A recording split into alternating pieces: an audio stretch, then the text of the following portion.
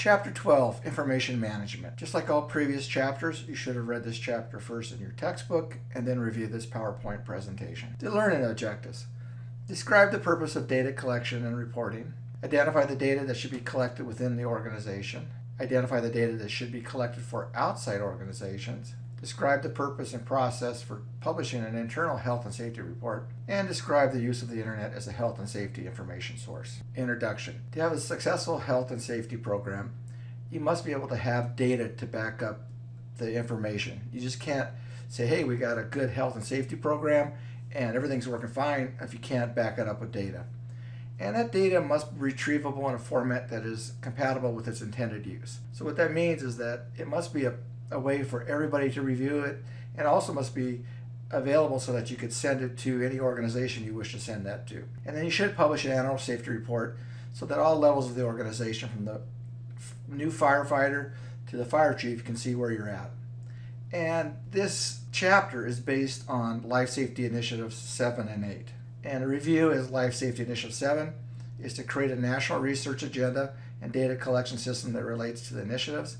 Life Safety Initiative 8 is to utilize available technology wherever it can produce higher levels of health and safety. So the purpose of data collection. First thing, it may be required by law, which it is in California. Cal OSHA requires us to report all injuries that we have of our employees, and typically this is handled by a workers' comp section. Most agencies, unless you're a large agency, this is handled by the Human Resources Department, and they have someone that just handles this data. Or if you're a larger agency, you might have someone assigned to your department. This is their job. And what you have to do is analyze and evaluate this information. Okay, you just don't want to just collect the data and do nothing with it. So you need to be able to evaluate it.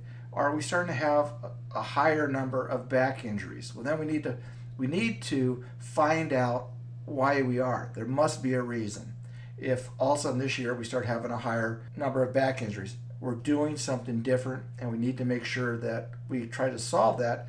And that protects both the organizations and its members legally. Plus, it's the right thing to do. And we don't want anybody to get hurt.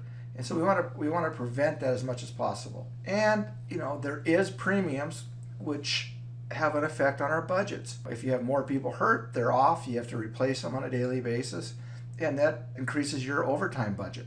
So you need to make sure that you try to identify those as soon as possible, and it will have a savings. And one thing is, you can see there is that medical related data and information is considered confidential. It's not just considered confidential, it is. You just can't send out data for a firefighter unless that person requests it, and you'd want to have it requested in writing, because that's confidential and it follows HIPAA rules. Internal data collection. Now this is used within the organization. So we have injury reports, we have accident reports. The difference there is an injury report is a report on an injury to a person, whereas an accident report is typically a report of a vehicle accident. So those are two separate reports, and most departments have separate forms for each one. You want to make sure that you have a report on individual medical histories. Make sure that we're giving everybody annual medicals. If you have a method of drug-free workplace tests, you should publish those within your organization. This is a very fine line, what you can test for, what you can't test for, and it would have to follow with the fire departments and the labor groups memorandum of understanding. You got to be very careful here. And then reports of dealing with an employee killed on the line of duty. Hopefully in your career you never have to be involved in this, but it does happen. Exposure records. These are reports if you have people that may have been exposed to a very sick person or may have been exposed to a chemical. These should all use standardized forms. Some of these forms can be computer generated, but most of them can't because they have to go to different organizations. So they're what we call NCR, is no copy required, and typically they're multiple colors so you know which form goes where. And you need to make sure that you meet all local, state, and federal laws and requirements. You never want to violate any of those. So, essential to the organization's information system. Again, data must be collected using common means.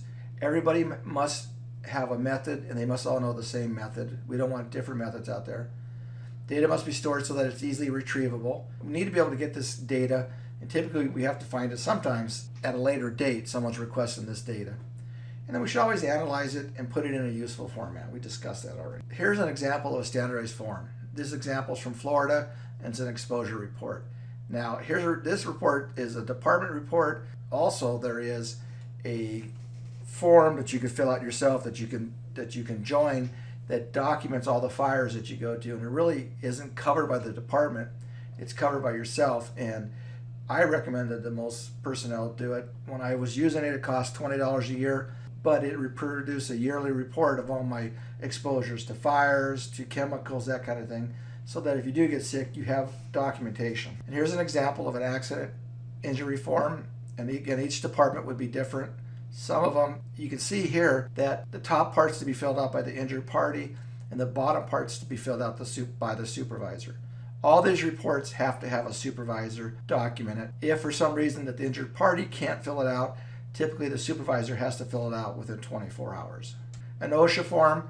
Now, this is the OSHA Form 300 that departments are required, and we have one in the state of California that we have to fill out as well. External data collection. Now, this is going to be information that is used outside the organizations that we're going to report to. They may be the same or they may not be the same. Workers' compensation will send out a report on injuries. There's a report that has to go to Cal OSHA, which remember is in the state of California, we have our own OSHA, and their rules can be more stringent, but they can't be less stringent, which means they can't say, oh, you have to wear hearing protection for the United States, but you don't have to wear it in California. You have to do what the OSHA law says, but we report to Cal OSHA. NFPA. Now, NFPA is an organization that they may collect data, but it's not going to require us, they don't require you to send data. There's nothing that I'm aware of that requires you to send any data to NFPA. United States Fire Administration, now we'll send reports to them on injuries, number of fires, etc. International Association of Firefighters, the fire departments do not send them reports. Their associations might, but they wouldn't have the numbers to send it to them. That's typically referred to as the IAFF, and it's the United States and Canada's largest labor group. Most firefighters in California belong to that. Well, most firefighters that are on paid departments. NIOSH, National Institute of Occupational Safety and Health. Typically, NIOSH does not keep records. NIOSH, the National Institute of Occupational Safety and Health, they're the testing organization that develops safety standards. I'm not aware of them collecting any data from fire departments. So publish in your safety and health report. It should be distributed throughout the organization. It should be available to everybody so everybody knows what's going on.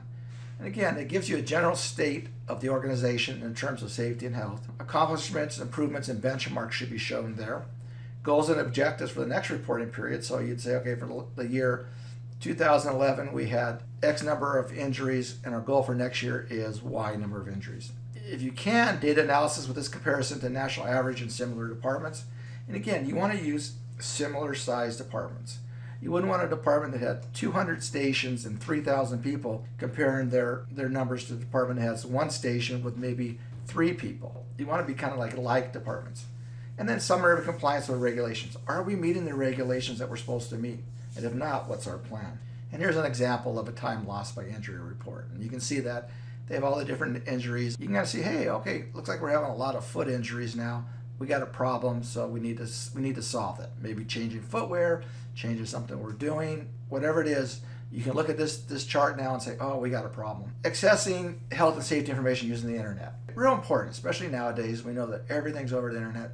People should be able to retrieve that media there. You may want to send the report out by email. That's a pretty simple way nowadays because most departments have categories where they can send, okay, we want to send it to all personnel. Faxes are kind of going away, we know that. Social media, maybe, but I would think that you really can't control that. Instant messaging, again, same thing. And video conferencing. Instead of having everybody come into one central location, you can have them stay at their station and you could do a presentation to them.